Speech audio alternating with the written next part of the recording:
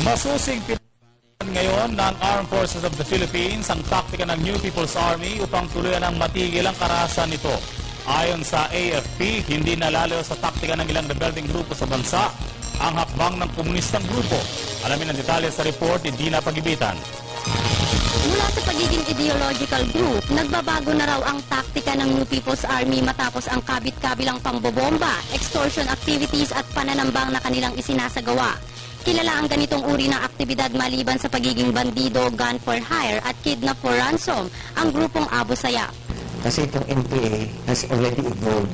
Noong taong 2011 ay naitala ang 300 million violent activities ng NPA. Sa taong 2012 naman ay nakapagtala ito ng may 25 million violent activities kung saan malaking porsyento dito ay kabilang ang mga sibilyan. Una rito dahil sa patuloy na pagbibigay ng mga impormasyon ng mga residente tungkol sa pangingikil ng mga rebelde, dalawang matagumpay na operasyon na isagawa sa Compostela Valley at Bulacan. Kaya naman pakiusap ng pamunuan sa mga mamamayang Pilipino. Panay ang aming apela sa ating mga kababayan na huwag silang bibigay sa extortion activities ng NPA, sa extortion demands, dahil this will only be used to finance terroristic activities. Para sa Telebisyon ng Bayan, ako si Dina Pagibitan.